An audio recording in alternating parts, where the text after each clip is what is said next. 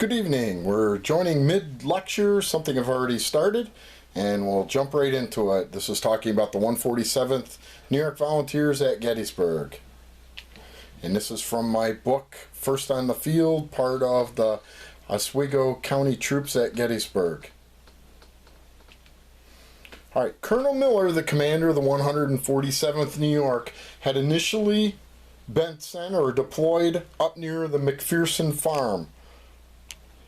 He was under orders to go due north on what the men called the Third Ridge, where we see the rest of the brigade is deploying on the Second Ridge. So Miller marches the men down the Chambersburg Road. They turn due north and head out across the railroad cut and out into the wheat field to the Virginia worm fence. Okay, and as soon as they cross this, the left of the regiment crosses the railroad cut, orders are given by the left flank, guide center. The men turn to their left, face due west up the slope of a wheat field. Now we notice where the 56 Pennsylvania and 76 New York are deployed on the Second Ridge back behind them.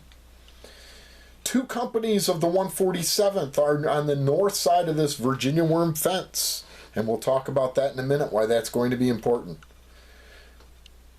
Companies A and F, both of them took substantial casualties.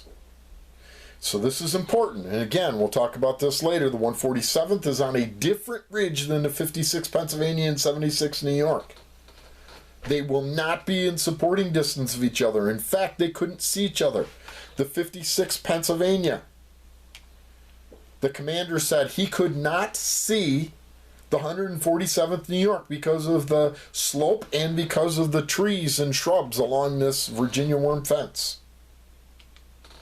The 76 New York and 56 Pennsylvania were some distance to the right and rear on the Second Ridge and not in alignment with us, Captain J.V. Pierce said of the 147th.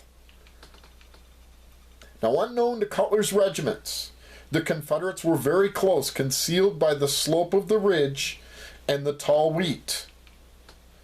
So they're on the other side of the slope from the men, and again, this is waist-high wheat field, and if the troops are laying down, they wouldn't see them. The regiment then moved forward. This is Colonel Hoffman of the 56 Pennsylvania back here on the left of the second or middle ridge. He's saying as they advanced up the slope, as the horizon opened, the line of battle was seen approaching to the right in front. Sergeant Henry Hubbard's 18-man brigade guard, the 147th New York Oswego men, 12 of them were immediately shot down. But miraculously, they got the brigade colors off the field. Henry Hubbard, for his bravery, was immediately promoted to lieutenant.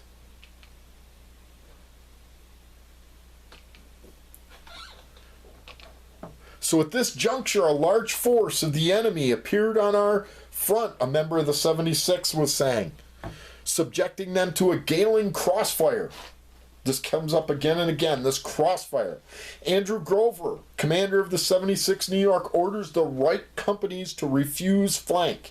This is when either half or part of the regiment turns back at right angles to protect their flank.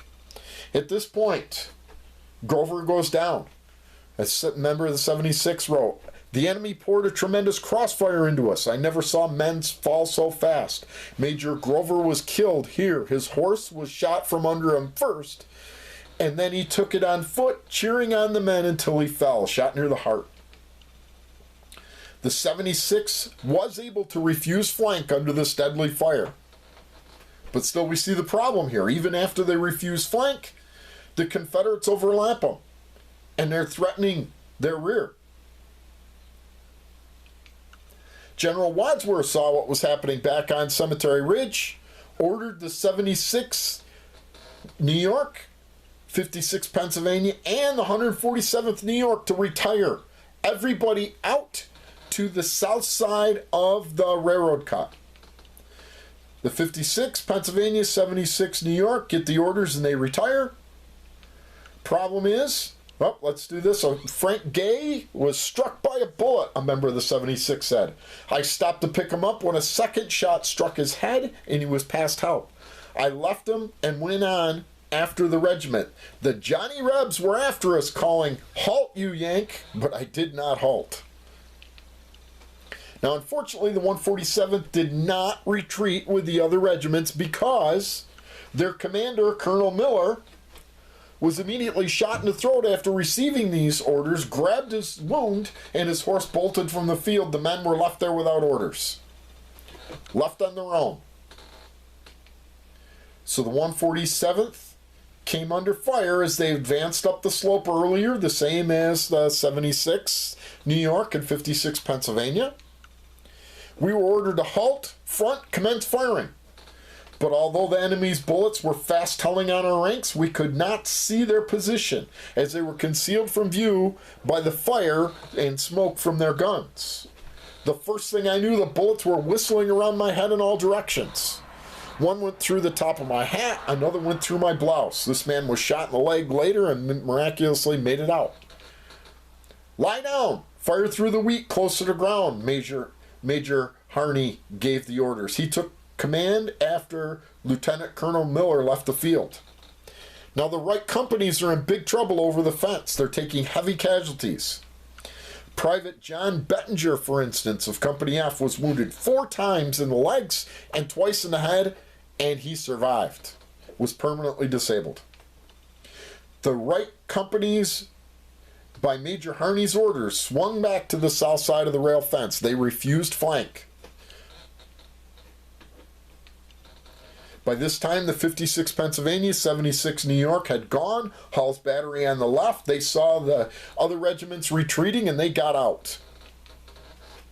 Now for the next 15 minutes, the 147th would stand alone facing an entire brigade.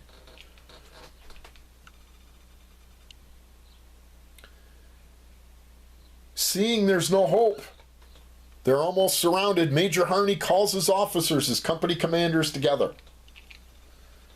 Harney asked, "Everyone on our right and rear is falling back. I have no orders to retire, but to remain here longer will be surrender, for the enemy will soon be on our rear. What shall we do? Surrender or run for it?" Fortunately, at this time, while they're in this meeting, they see a rider coming from the seminary with his coal black hair pressing his horse's mane. This is a very romantic tale written after the war. Timothy Ellsworth from Wadsworth's staff came through the leaden hail like a whirlwind across the old railroad cut and up to the hill to Major Harney. I guess you can be extra wordy with this because this guy rescued them. He gave them the order to retire. Wadsworth said, "Get out," and Ellsworth delivered the message and got out himself. Now here's the problem. Did it come too late? Are they going to be completely cut off?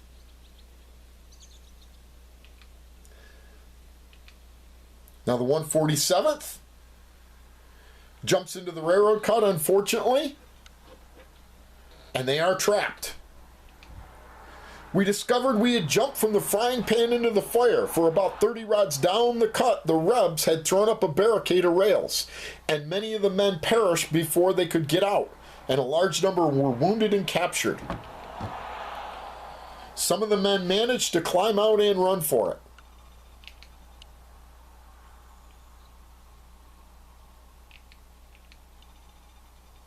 Losses in the 147th, 380 men took into battle. Roughly only about 110 made it out.